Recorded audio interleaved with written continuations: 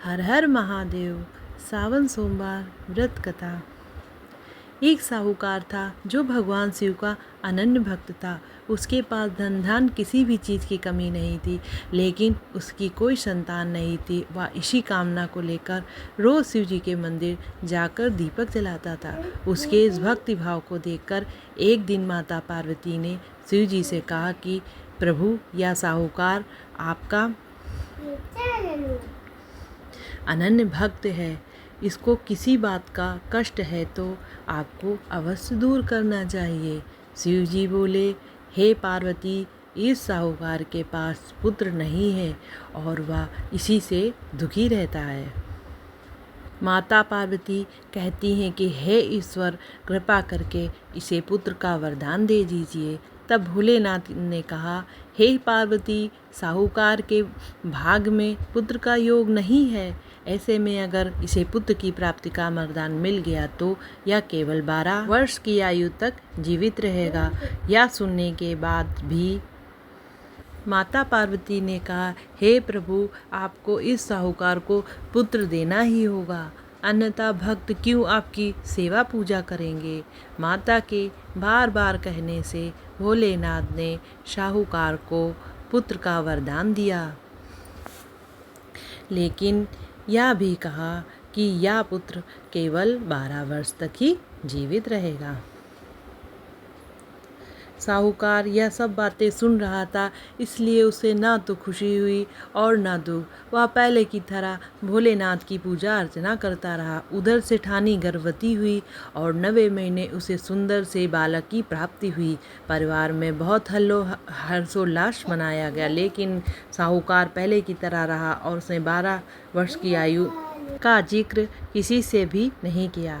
जब बालक 11 वर्ष की आयु हो गई तो एक दिन साहूकार की सेठानी ने बालक के विवाह के लिए कहा, तो साहूकार ने कहा कि वह भी बालक को पढ़ने के लिए काशी जी भेजेगा। इसके बाद बालक के मामा जी को बुलाया और कहा कि इसे काशी पढ़ने के लिए ले जाओ। रास्ते में जिस स्थान पर रुकना वहाँ यज्ञ करना, ब्राह्मण को भोजन कराते हुए आगे बढ़ना। उन्होंने इस तरह करते हुए जा रहे थे कि रास्ते में एक राजकुमारी का विवाह था। जिससे उसका विवाह होना था वह एक आँख से काना था। तो उसके पिता ने जब अति सुंदर साहूकार के बेटे को देखा तो मन में आया कि क्यों ना इसे ही घोड़ी पर बैठाकर शादी के सारे कार्य संपन्न करा लिए जाए। तो मामा जी से बात की और कहा, इसके बदले में वह अथाह धन देने के लिए भी राजी हो गए।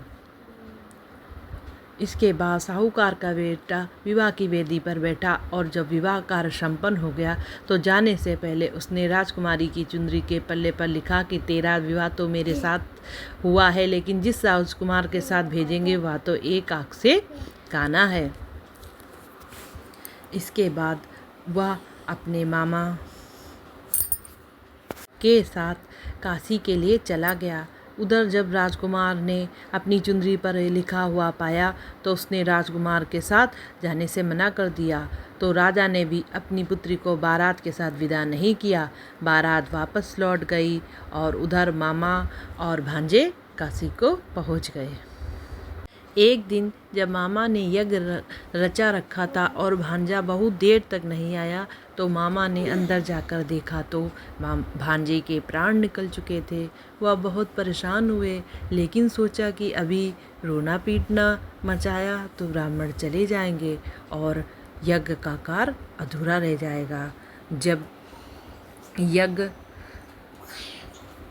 संपन्न हुआ तो मामा ने रोना पीटना शुरू किया। उसी समय शिव पार्वती उधर से जा रहे थे तो माता पार्वती ने शिव जी से पूछा कि ये प्रभु कौन रो रहा है। तब भी उन्हें पता चलता है यह भोलेनाथ के आशीर्वाद से जन्मा साहूकार का पुत्र है। तब माता पार्वती कहती हैं कि हे स्वामी, इसे जीवित कर दे, अन्यथा रोते रोते इसके माता पिता के प्राण निकल जाएंगे।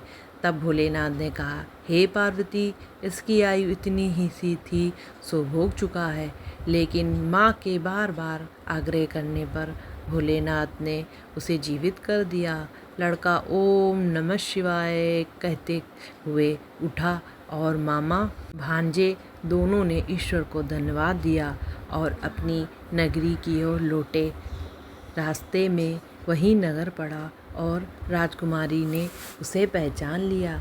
तब राजा ने राजकुमारी को शाहूकार के बेटे के साथ बहुत सारे धन धान के साथ विदा किया। उधर साहूकार और उसकी पत्नी छत पर बैठे थे। उन्होंने यह प्रण रखा था कि यदि उनका पुत्र सकुशल ना लौटा तो वह छत से कूदकर अपने प्राण दे देंगे। तभी लड़के के मामा ने आकर साहूकार के बेटे और बहू के आने का समाचार सुनाया, लेकिन वे नहीं माने। तो मामा ने शपथ पूर्वक कहा। तब दोनों का विश्वास हो गया और दोनों ने अपने बेटे बहू का स्वागत किया। उसी रात साहूकार को स्वप्न में शिव जी ने दर्शन दिया और कहा कि तुम्हारे पूजन से मैं प्रसन्न हुआ हूँ।